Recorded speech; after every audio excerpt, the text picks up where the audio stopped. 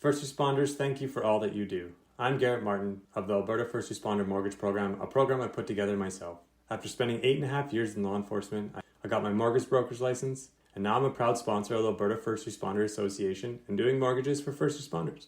No matter where you are in Canada, reach out. We're talking exclusive rate discounts, cashback offers, and guidance from someone who's been in your boots. I know the demands of the job, and I know how to make homeownership easier. Whether you're buying, renewing, or refinancing, I'll compare top lenders from across Canada to save you money. So visit garrettmartinmortgages.com or text me at 403-915-1025 and let's get to work for you. Thank you for your service.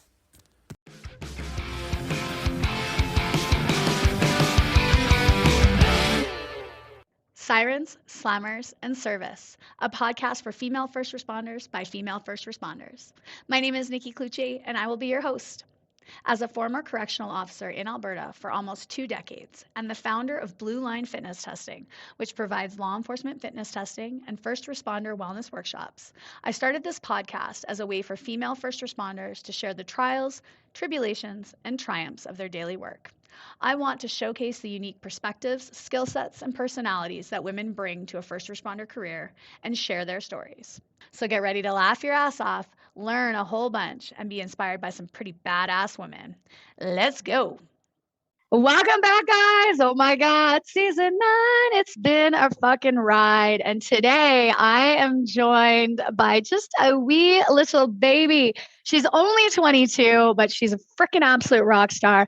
I'm joined by Taylor Dufault. Taylor's currently an Alberta Fish and Wildlife Officer. She's been with them for just over 1 year, and she's going to break it down for us today on exactly what that journey looked like, what the training was, the things she learned, what challenged her, what was surprising. And then we're going to break down kind of what a day in the life of a fish and wildlife officer looks like. So welcome, Taylor. How are you today? I'm good. Thanks for having me. I'm super excited. I am super excited to have you. So I met Taylor when she was running her pair to get this job. And I thought she was the cutest little human being ever as she came through the door. And I was like, look at this little pup over here. Like, oh, you remind me of me when I was back when I was 22 and I was going for my career and full of vim and vigor, absolutely killed the pair, did phenomenal. And then ching chang chong, off you go. You're hired on by Alberta Fish and Wildlife. And like literally, so May of 2024 was when you got hired, and then straight into training and then hit the ground running in September. And you've been out in Evansburg since September of 2024. Is that right? Yeah, that's correct. Beauty. Okay, so I want to hear all about it because I just saw you run your pair and then I didn't get to see you because you're busy, obviously. But then you got to come to the Female First Responder Day and rep Fish and Wildlife, which I thought was totally awesome. And so I kind of got to see you in action. But I want to know what's the last year been like for you? What's been going on? And how did you actually like kind of be led into this specific kind of direction of law enforcement? Yeah, so to start off, the first year has been kind of crazy. We went straight into hunting season. There was no break between like the training academy and just hunting season. Got thrown out there, and like obviously I had my supervisor with me, but still just hit the ground running and just trying to learn everything. Went through a couple of really good files and then been super busy ever since. The winter kind of died off, but it's still busy with fishing and whatever. And then kind of been busy ever since dealing with bears and doing game warden stuff and just living it up. Yeah. Well, and you just got back from G7, so throw that in the mix in your first year of work, like something that comes around every like 25 years, and they were just like, "Hey, off you go," which is awesome. Like, what a great experience! I remember like working in corrections, and G7 had just finished. Like, I think it was 2000 maybe or 99 when they had it last, and they were saying like, "Oh yeah, like all the corrections officers were down in Calgary, like running the jails, and they had like all this stuff set up and they got deployed to different things." And I was like, "Oh, that sounds rad. I'd like to do that." And then it was like, "Well, it only comes around like 25 years." I was like, "Okay, well, never mind. I guess that's not coming." That won't be in my career time. So what a cool experience that was. Yeah. A lot of people kept joking around that next time it comes around, I'll still be here because I just started. It's true, though. It's true. You totally could be. Because if I was still in corrections, I would have still been, I would have been within my career. So, yeah, that's awesome.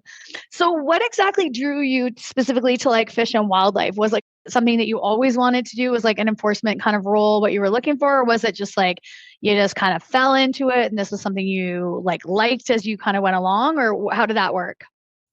So I've always loved being outside. Grew up camping with my family, fishing with my family as well, going up north in Saskatchewan, fishing trips. And I just love helping out people, educating people, making sure the right thing is being done.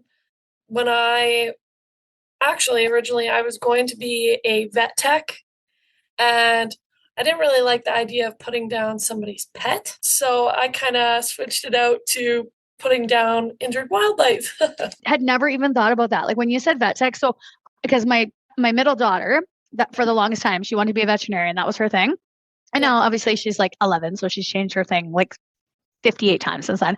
But I like again, you always think like, okay, vet tech, veterinarian, like the good things, like oh, helping sick animals and like helping and like making them better and like helping like mummies with puppies and like you think that you'd never like I literally had not even thought about the fact that like yeah, actually probably a big chunk of their work is putting down people's pets, like and Yeah. how sad that would be like to be the person that's actually like so sorry Spot, love you, and here's your go to sleep medication and and then deal with the family. But like you said, like that's totally, yeah, I could see that. And the flip of it of being like you said, so now this is now the flip, the the opposite of it is you're putting animals down that need to be put down because otherwise they're going to suffer and they're not going to like they're not going to make it in the wild, like domestic pets. Well, they probably could have medication and they could have palliative care, and like and as pet owners people will go to the ends of the earth for their pets, but these are Yeah. animals in the wild and there's nobody out there that's gonna a rescue farm or whatever. They're not going to be helping these animals. So yeah, so from that then, was this always kind of like, did you go like, you know what, of this then I want to go fish and wildlife, or was it maybe conservation, or maybe like did you kind of waffle between a couple of options of careers? Yeah, I was initially introduced to conservation, and that's kind of where I understood what I had to do and like how to get into it. But then kind of working through schooling and whatever, I've kind of like shifted towards fish and wildlife specifically.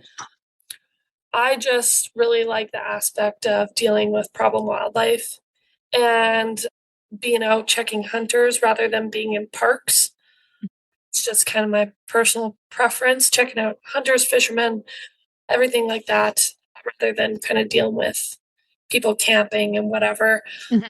But I feel like both of them are awesome jobs. I actually originally worked in Saskatchewan as a park ranger and a park enforcement officer, sorry. And like I got the aspects of parks and kind of conservation, and I really enjoyed it, but I wanted to end up in Alberta, and I did want to deal with the problem wildlife stuff and dealing with cool bears and all that jazz. So are you from Saskatchewan, or did you like did you grow up here and then you just were working in Saskatchewan? I grew up in Alberta, and my mom moved to Saskatchewan. And I just kind of work there during the summers. They kind of have there's only a couple seasonal enforcement agencies available. In Alberta, they only have park rangers, they don't have any enforcement. So I wanted that. I wanted the park enforcement aspect, and I wanted that enforcement experience. So I shifted there, gained that experience during my summers, and then during the winters went back to school in Lethbridge, and then got hired on just last year during my third year of like after my third year of college, and I'm currently working on my fourth year. So you're still in school. You're still doing school right now at the same time as you're working. Yeah, I'm completing my degree in conservation enforcement at Lethbridge Polytechnic. Holy shit, girl. Look at you go. Damn, that's awesome. Yeah, Wow. it's a lot, but I'm making it work. That's totally awesome though. Because I was gonna say, I thought you had to go, I guess I knew you have to have a degree in conservation science, right? Is that what it is? Conservation science? Conservation enforcement. Yeah. Okay. I knew that. And it's only U of L that has it in Alberta. And you're the second person. Oh, is there somebody else that has it? Lethbridge Polytechnic. Oh, They're yes. not the U of Gotcha. L. Yes. Gotcha. And you're the second person that's told me about Saskatchewan and the park ranger program and how it is so helpful. Because so in Alberta, then are park rangers just like educational officers? Like they're actually not like they can't do anything. They just can tell you like, don't go here. Do go here. Yeah, and then if there was anything, they would call the conservation officers. Okay. And that's kind of how that works. Yeah, there's not really much enforcement action that they do. I always say, okay, so what you learn in school is what you learn in school. And then what you learn on the job is what you learn on the job. And usually they have nothing fucking to do with each other. Usually you're like, oh, I learned this in school and I've never fucking done it whatsoever once I got in the field. Ever, ever, ever. Actually, it's the polar opposite. So I love that you get to actually be like, do you ever go back to your professors and be like, actually, guys, no, this is wrong. All of this is wrong. Can we please not teach this because it's a fucking lie? Yeah, there's a few things like there's no fitness portion. They're revamping their program right now. So they're changing it up, updating it, but there's no fitness aspect to the program when I went through it. Uh-huh. I think that is such a big portion of getting into this job or law enforcement in general. And I think it should be in there 100%. So yeah, it's just funny that you said that. And that's one thing that I stand by, that I think there should be that course in there. It's totally true. For me, it's more like the education of like, okay, so not only fitness to get in, but then fitness on duty. So you're going to be working shift work. You need to know how your body's going to react to that. You need to know that you need to fuel yourself differently. Your sleep patterns are going to be different in order to maintain your health throughout the longevity of your career. You're going to need to learn how to work with shift work. The gear you have to wear, like right now, you're fully geared up. You probably have 40 pounds of equipment on you right now without a carbine.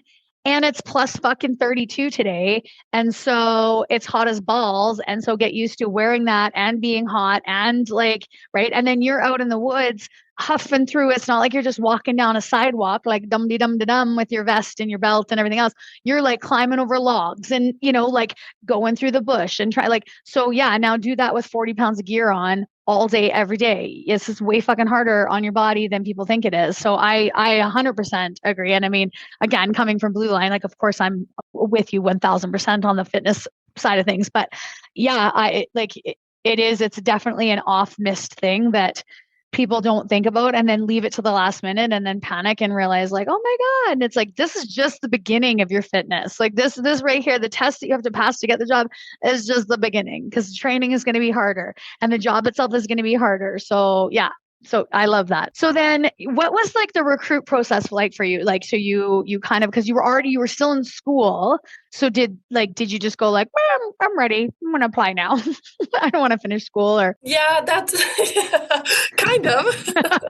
So they do a pretty lengthy process. Like you apply in September, the interviews December, if I'm not mistaken. Mm-hmm. And then after that, you wait and see if you're selected as like getting the package. And then after that, you go through just basic criminal history, fingerprints, fitness testing, passing the pair, physical testing, eyes, hearing, just basically all the same requirements. And then just kind of keep waiting, biting at your fingers, waiting to see if you're getting picked or not, waiting for the final package. And then got a call saying, hey, this place is open. Like, do you want to go? And of course, yeah, say yes. Yes. Yeah. So they tell you like right when you get hired, like you're getting hired for Evansburg or you're getting hired for, or is that like after you've done your training, they're like, this is where we need you to go, you're going there. No, when they give you the offer, the phone call offer, when you finish the package and whatever, they say, yeah, like for my call, it was, hey, how are you doing? Do you want to go to Evansburg? I had no idea where Evansburg was. I was, is it up north? Like, Yeah. You're like, I want to say yes, but let me just take a quick peek. Let me just Google Earth this real fast. I was on the phone with my computer in front of me, typing up Evansburg after I've already said yes. I'm like, ooh, I guess I'm going to the Boondocks. I love that. You're like, yes, please. I would love to go there. Holy fuck. Where the fuck am I going? Yeah, right? It's not bad though. Like, I mean, you're pretty close. You're like halfway between Edson and like Stony. So like, you don't have to go too far to hit like a major, I say that in quotation marks, urban center, right? And it's Yeah. beautiful up there. Like I will say, Evansburg, Pembina River, like all of that is beautiful up there. So at least you got like a beautiful spot. Yes, definitely. And it's got a lot to offer for hunting and fishing as well. So there's never a moment where I'm short of work, that's for sure. That's good. So they give you the offer. They say you're going to Evansburg, and you're like, yes, ma'am, I am. Thank you very much. And then they say, and now you've got to go through what is that? 5 months of training, 6 months of training. Yeah, May to just the beginning of September. Wow. Okay. And so from there, so what is that? May, June, July, August, September. Yeah. So 4.5-ish months. And then what did that look like? Like, where did you have to go? I'm assuming you go and you stay somewhere. You have to have a roommate. You have to meet all these new people. Like, what does this look like? Yeah, WCLEA, it's called Western Conservation Law Enforcement Academy. WCLEA for short. It normally changes between provinces because it's the training academy for all of the Western provinces. BC, Alberta, Saskatchewan, Manitoba, and then the territories as well. So it kind of switches between different provinces based on the year. My year, it was in Lac La Biche. So they said, yep, you're going to Lac La Biche for the summer. Bring whatever you need. You'll be with a roommate. It was a little bit different for me specifically because women. So I was with one roommate, just shared living. It was actually at the Polytechnic there. So we just used the dorms Mhm. and just shared that for the whole summer and doing all the crazy stuff, trying to learn how to be a game warden, backing up trailers, learning how to use the bear traps, setting for different problem wildlife, cougars, wolves, that kind of stuff. Learning how to use the drugs properly and how to calculate the formulas for that. Doing like ATVing, 4x4ing, boating courses. I'm trying to think of That's what. okay. Well, and then you have all the legal you have to know too, right? So you're doing law studies. Are you doing like any of that stuff? No, we don't do any of that stuff there. It's all of the different provinces, and all of the different provinces have different laws and legislations. Okay. That's more like school Hmm. or after in September. When I was in college, we did a intro to legislation class and we just kind of read the pieces of legislation out, went through it and that kind of stuff. But like in my personal opinion, I learned better by doing. Hmm. I kind of it didn't Hmm. really stick with me. So Yeah. the best that I learned was actually being out there and giving out information for that, learning the legislation through doing it rather Hmm. than reading about it. Of course, reading about it is just as important to know kind of your authorities and stuff like that, but going out there and understanding it that way, knowing what they're allowed to do and how they're allowed to do it is definitely how I learned. Yeah. I'm definitely a learn by doing versus learn by like seeing and memorizing. So when you're going through this, like, is it, like an 8:15 to 4:30, like kind of Monday to Friday, or are you all over the place? Like, what does that look like? For the most part, it was 7 to about 5-ish, kind of depended on the day. Hmm. We had PT and then we had drill and then we had the day of the course which was the 8 hours or whatever. Mhm. But for firearms, we did night shooting for pistols and carbine and whatever. And so those days it was a little bit different, working from 5 till whenever in the morning, still doing PT, still doing drill. It was 1 day a week we were doing drill to the other 3 days of PT, just making sure that we were staying on top of that. So for our listeners that don't know, PT is like physical training. So it's like, that's your running, that's your push-ups and your sit-ups and your boot camp and your all that stuff. And then drill is like learning how to march in formation, like what you need to do, like to follow the orders for parade and things like that. So if we do have some non-law enforcement listeners, so I always like to give them a little bit of an info, because sometimes I get messages like, Nikki, they're talking about these things and I don't understand. I'm like, okay, fair. I will do the explaining. I will be the interpreter. But yeah, and like you said, and that's usually like basically every single training that you're going to go to as an officer, you're going to do drill and you're going to do PT and you're going to do it almost every fucking day. And you're going to be sick of it by the end of it, but you're going to do it because that's part of it. Like, and you're going to do it when you're tired, and you're going to do it first thing in the morning or last thing at night. And yeah, and it's meant to be like that for a reason. So yeah. Was there something that like you did that you like loved? Like you were like, this is my favorite part of training, or was there something that you like hated? Or both? Both. I'm sure there was both. Yeah. So I loved like the problem wildlife stuff and the firearms. I loved both of them. I also really enjoy boating and stuff like that. But on the other hand, I hate small prop boats. I absolutely hate the little dingy little boats that you have to drive at the back with the prop, and I hate it. It just, me and it don't get along. Is it that you like hate like having to use it, or is it like does your brain just not like work on like when you turn it this way it's gonna go this way, or like what is it? Yeah, both. Being in this little dinky boat, feeling like I'm gonna tip over.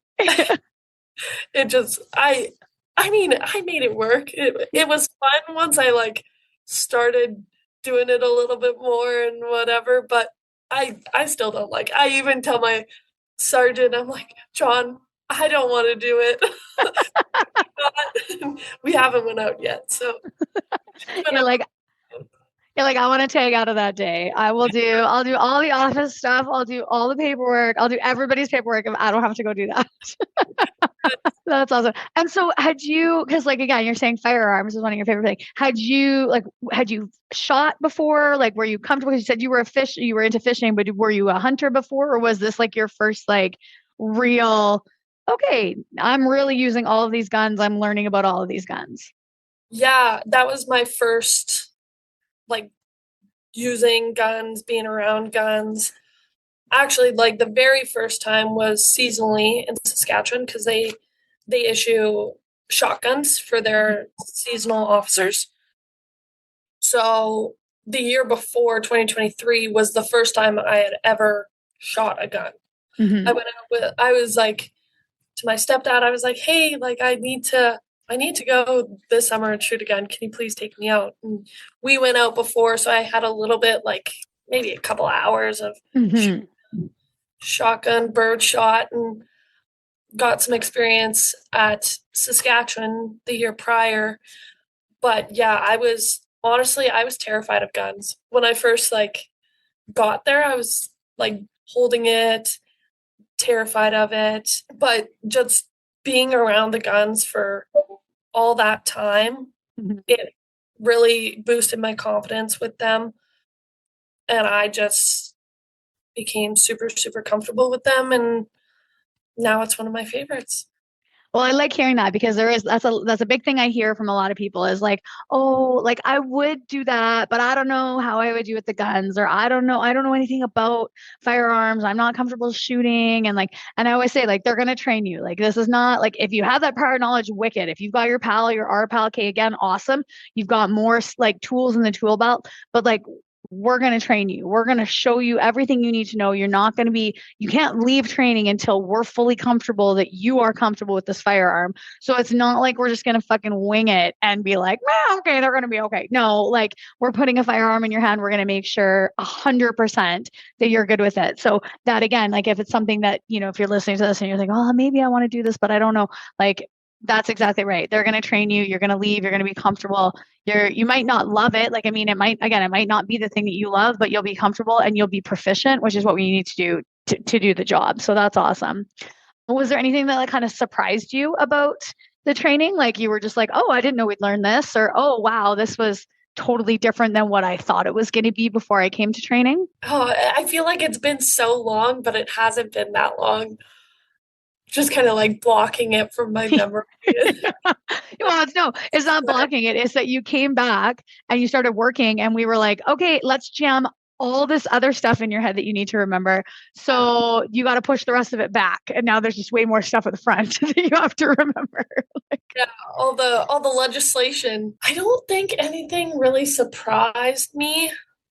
I think I knew what I was up for, just given like the role of the job being like so specific. I like hearing that you guys are like learning, because again, I wouldn't have even thought about like, yeah, backing up trailers, setting the traps, like being able to get an animal out of the trap. That's right. I didn't even, I don't know why I didn't think of that. But again, it's like, this is a job too that I wish, because like for me, I 100% would have been a fish and wildlife officer. If I would have known that this was a thing I could do when I was your age, I just was like graduated with a degree in criminology. Like, I don't know, maybe I'll be a jail guard. Okay, great. Like 100% I would have done fish and wildlife, although I wouldn't have been able to because I didn't have the conservation science. But I mean, like, I probably would have gone back to school to do it if I found out that this job was this cool, right? Because like, yeah, you're going to let me quad. You're going to let me go into the bush. You're going to let me like ATV and get in boats and go do that. Like, sign me the fuck up for that job. Yes, please. Right.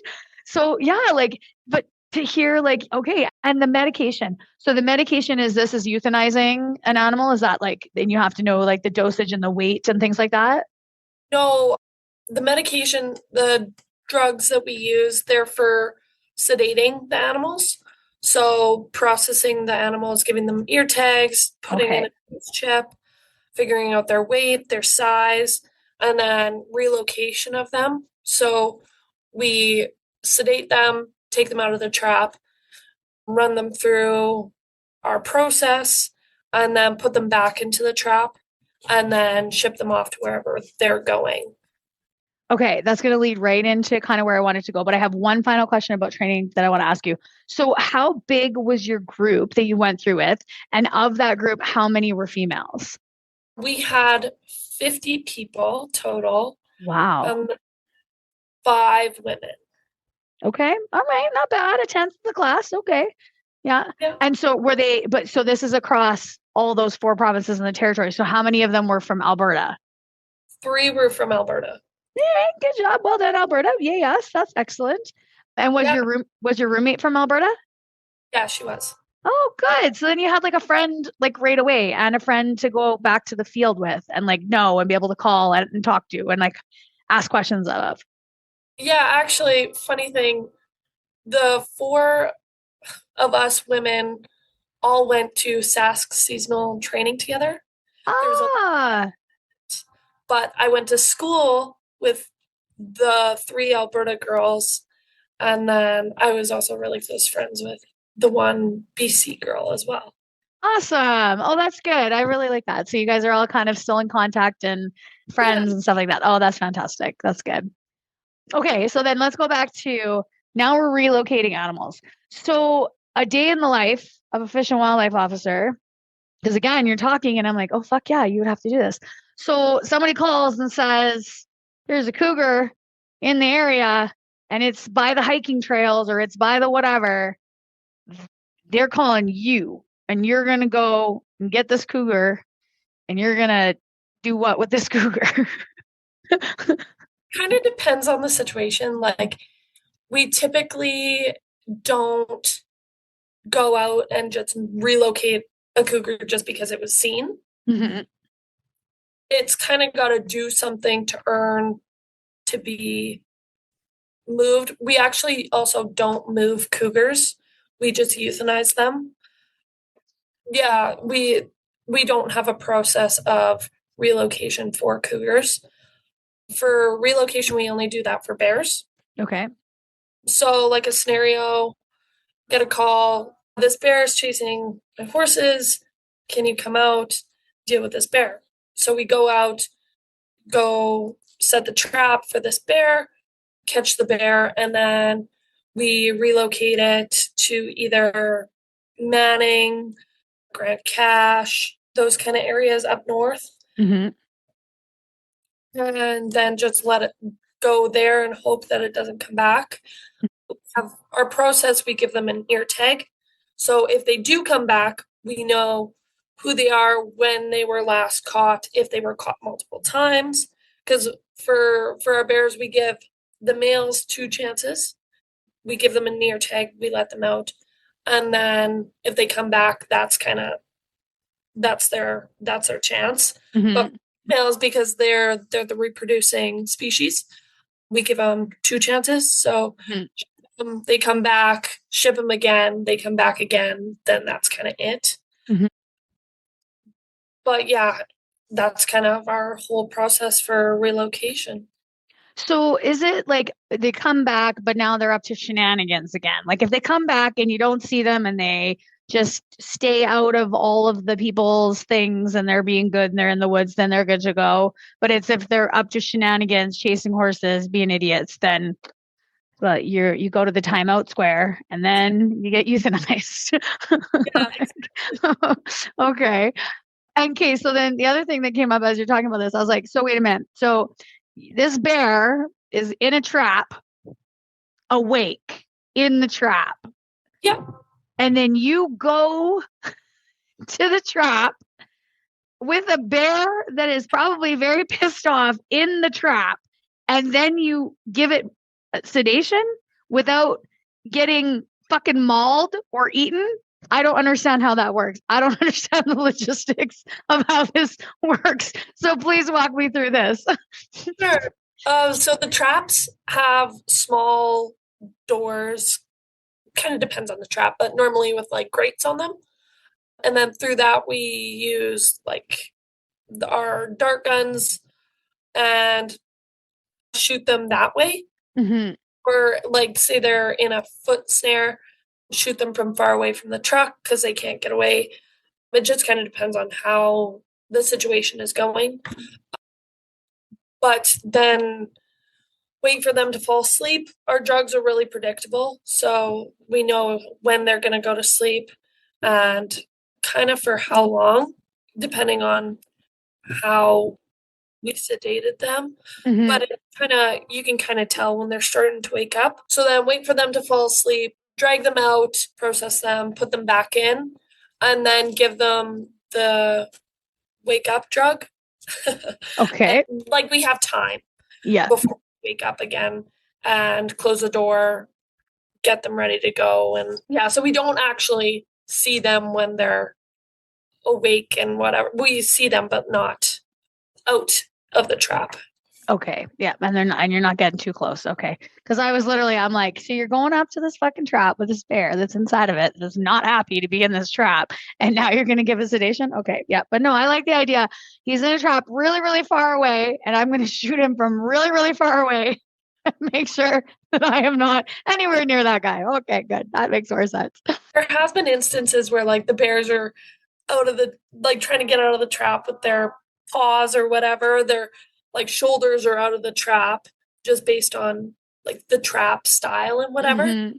So you got to be really watching on how close you are, how you're moving around the trap, what the bear is doing. Like, is it charging? Is it mad? Is it pretty calm?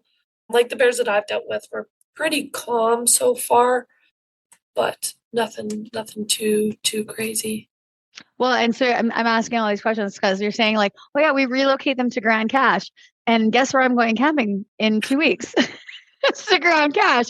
And my friend that lives up there was like, yeah, I was like, oh, is there some good bike trails for my kids I can bike? She's like, yeah, but you have to watch out for the bears. And I was like, I'm sorry, what did you say? And she's like, yeah, you don't want to let your kids like bike by themselves because of the bears. And I was like, I'm sorry. In like around the town? She's like, yeah. I was like, okay, all right. We might have to have a conversation with my feral children about there's actual real bears, and we are not going to be going close to them. And this is what we need to do when there's a bear around. So good to know. Yeah, the relocation place is Grand Cache. Okay, great. Thanks, guys. It's all along the like yeah. there. So they don't all go there, but that's one of the spots that they do go. It's good. It's beautiful up there. And there's lots of wilderness for them to be happy. So that's fine. It's totally fine.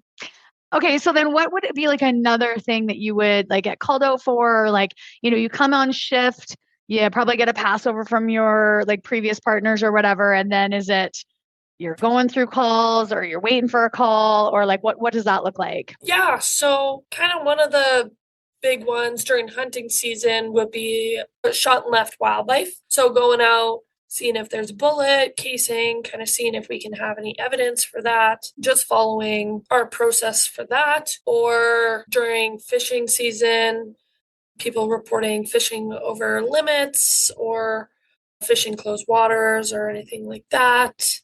So it really depends on the season and the time of year, because they change based on whenever we're talking about. It is more like complaint based though, right? Like we've received a complaint, so now we're going to react. And then from there, the work like flows from that complaint. Okay, now we know this, so now we can look into this and then we can do this. Is that kind of how that works? Depends on the district. Like in a smaller community, not getting so much calls because there's not as many people. But like for bigger areas, yeah, it's very based on complaints and going off of those. Another thing would be like injured wildlife. That's a big one that we deal with, going out recognizing injured wildlife, deal with a couple of those all the time. And every day is different.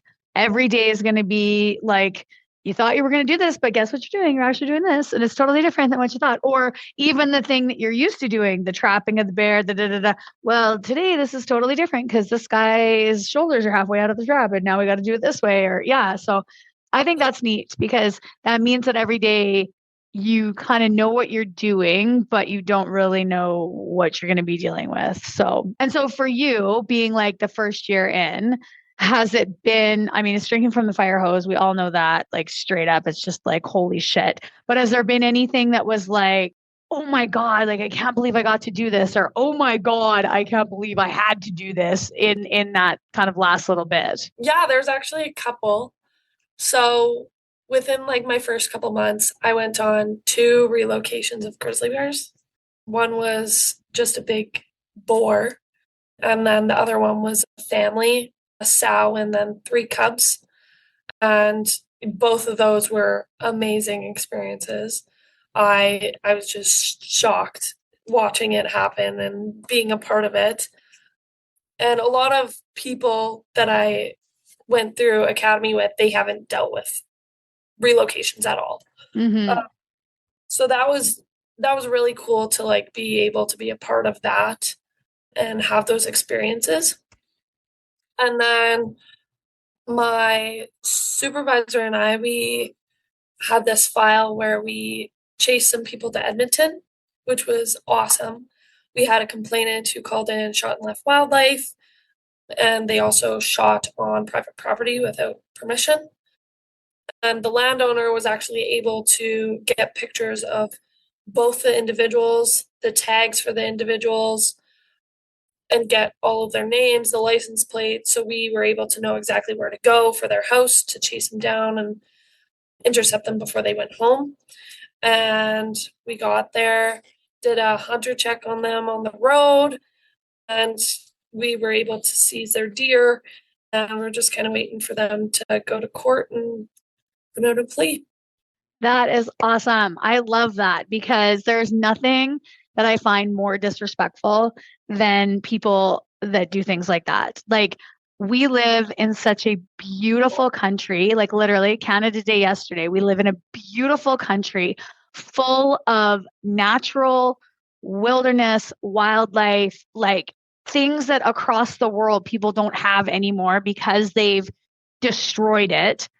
And people that don't respect that to me is just the most disgusting thing in the entire world of like, how, and especially as an animal too, like how could you shoot and leave a deer that was too small, or a baby, or a mom. Like, you piece of shit, because you know what you're hunting for. Even if you're not a good hunter, you still know what you're hunting for.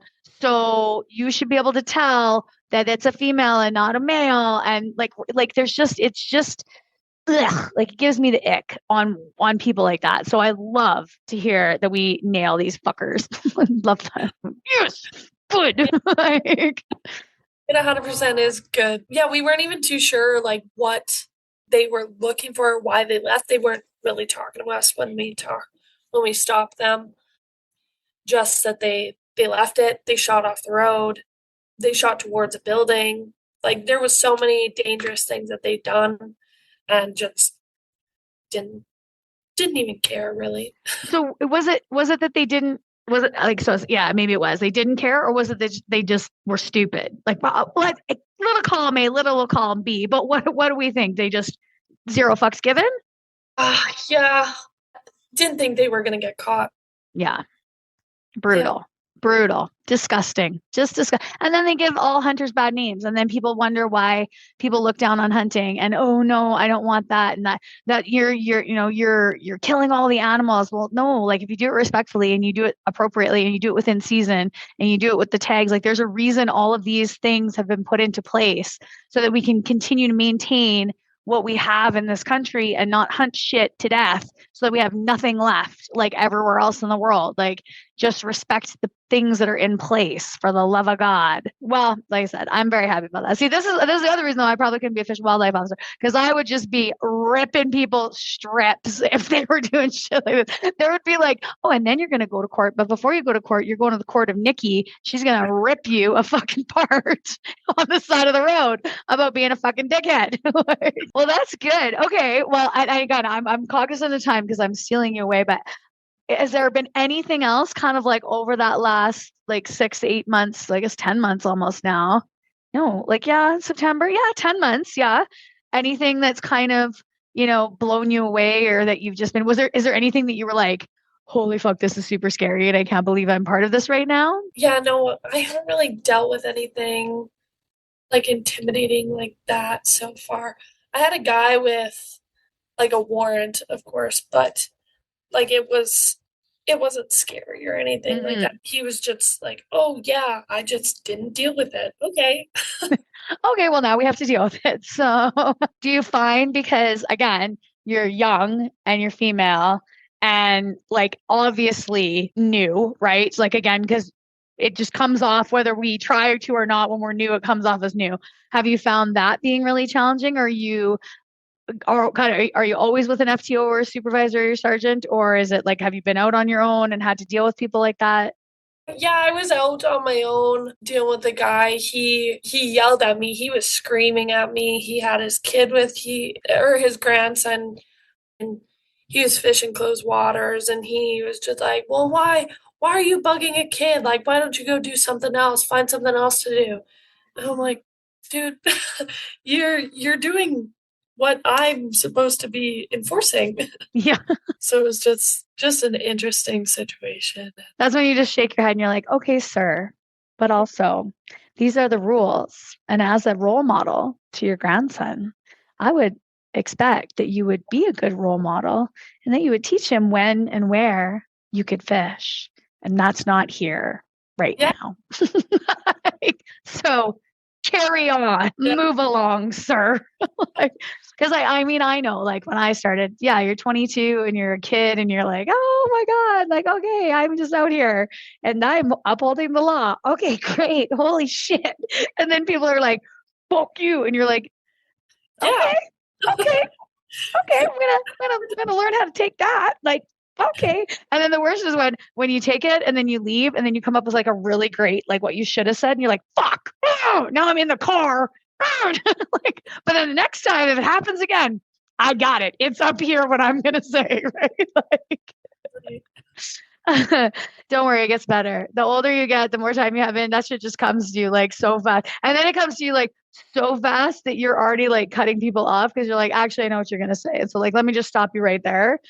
Yeah. Actually, this is, and then you're just like, okay, I've heard this, or I've heard this story 17 times. So I'm just going to cut you off. I'm just going to tell you right now, this is what's going to happen. You're not going to do this, and you are going to do this. And here's your ticket, and fuck off, and fuck off. Yeah. Yeah. When I just like, it comes out. Just yeah. No, that's awesome. Oh, well, it sounds like it's been a great year for you. Like, and I love, you have such a good energy and like passion for this. Like, I can just tell you're just like, you love what you're doing. And so I love that, because having seen you go from like, okay, this is the pair part, and like, oh my God, and I really hope I get it, like, to like, it came true and you manifested it and here it is and now you're doing it. To me, that's just awesome. And again, you've got so much time ahead of you to have like a really great career within this, this role. And so that's like, again, I'm going to have to check back in with you in a couple of years and be like, all right, now tell me, the 5-year veteran, what's going on? How's work? How you loving it? Okay. But so then to wrap up the rapid fire questions, love these ones. Can't wait to hear what yours is, because we talked a little bit off air and you started giggling when I talked about them. So I can't wait to hear the answers for these. But what is your favorite food or snack when you are on shift? Oh, geez. Probably would have to be those like cherry, like sour cherry gummy. Yes. Yep. Absolute favorite. They are delicious. They are delicious, and they're portable, and they're great sugar, so they can keep you going when you're exhausted and you need to keep going. And for you, again, you're in the bush. They're handy dandy. Put them in your pocket. They fit. Love it. Love that. And they're delicious. So, yeah. Okay. We talked about kind of things you liked in training and stuff like that. But what is your favorite piece of equipment that you get to use on your job? Get to use? Oh, geez. Because you have lots. Oh, yeah, we got lots. We don't get to use it often, but I do like the taser. It's cool. Yes, it is. And you had to get tased at WCLEA, so that you know what it feels like. Not at WCLEA. We did it after in like September. Okay. Yeah, actually, funny story about that.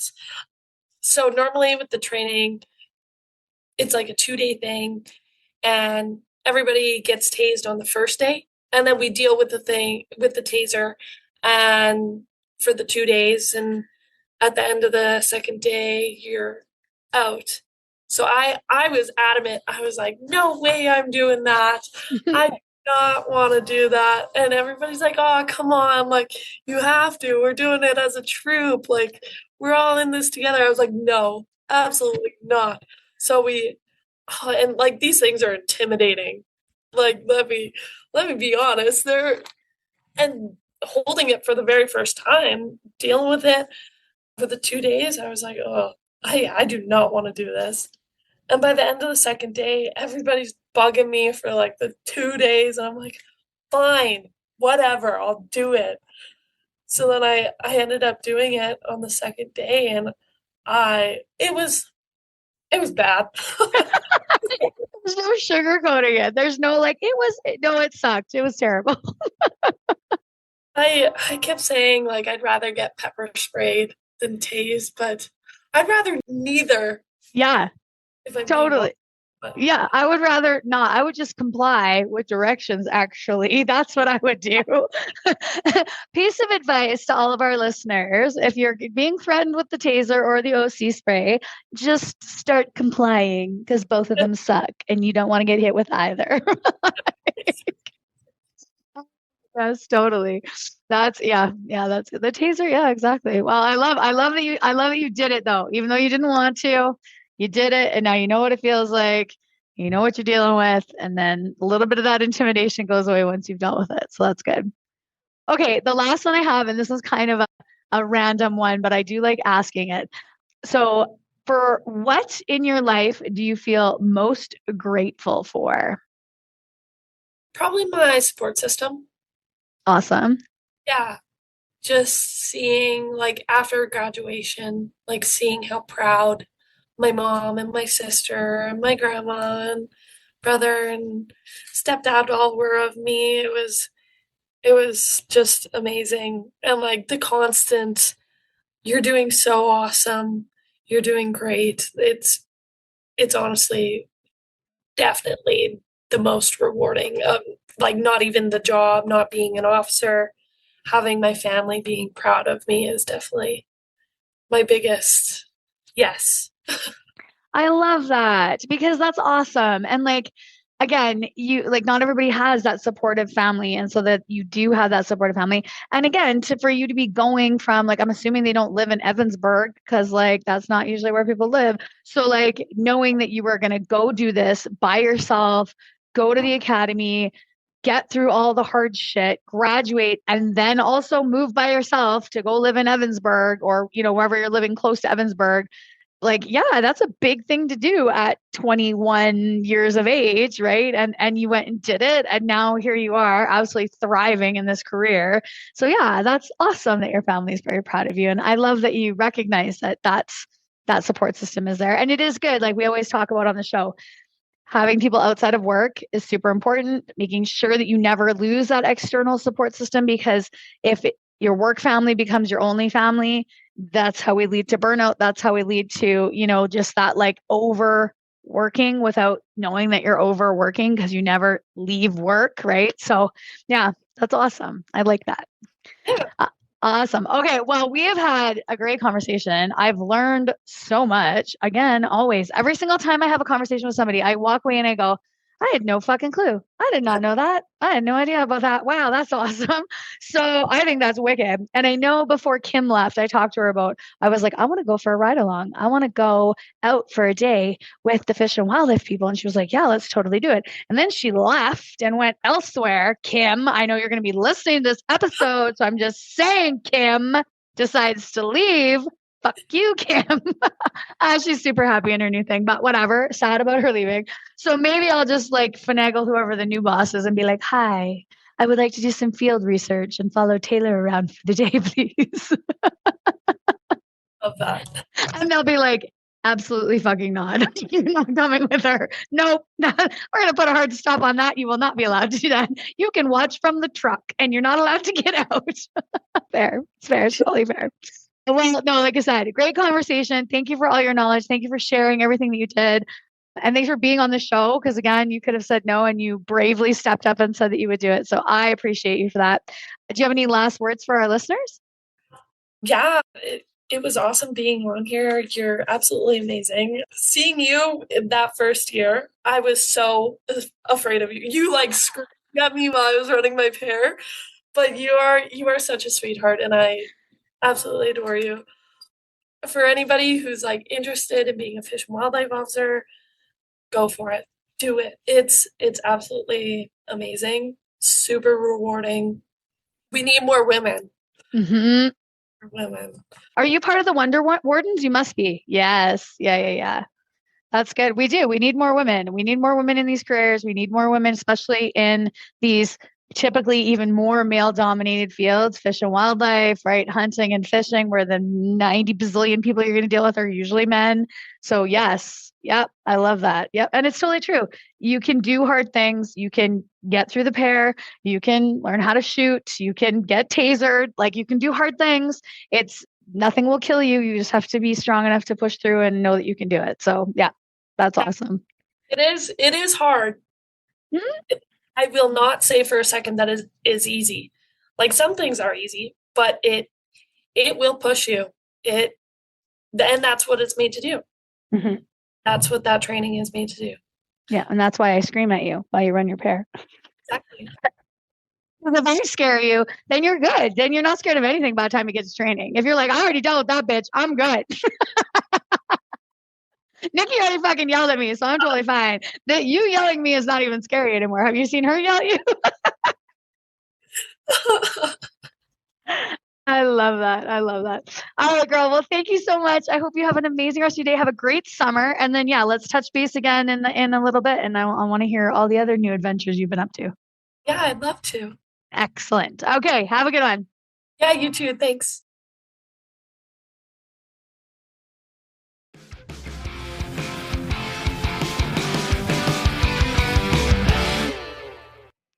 Well, that's it for today, folks. Thanks so much for tuning in, listening, giving me your time, your energy, and your attention. I completely appreciate it.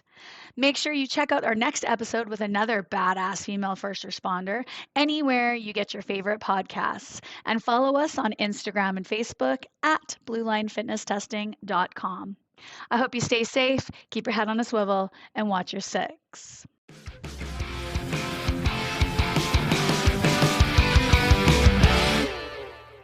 Blue Line Fitness Testing is a premier law enforcement fitness testing and training center based in Edmonton. Specializing in helping individuals prepare for the physical demands of a career in law enforcement, we offer comprehensive fitness evaluations, specialized training programs, and classes tailored to meet the unique needs of our clients. Our facility hosts a range of classes and are committed to fostering a supportive and empowering environment where clients can achieve their fitness goals. Our team includes experienced trainers who bring specialized expertise in law enforcement, self-defense, personal training, and rehabilitation. We engage through our community through challenges, events, and our podcast, and we are dedicated to helping individuals succeed in their fitness journeys and career aspirations in law enforcement. Are you looking to get started with your career? Come see Blue Line Fitness Testing, and we'll get you there.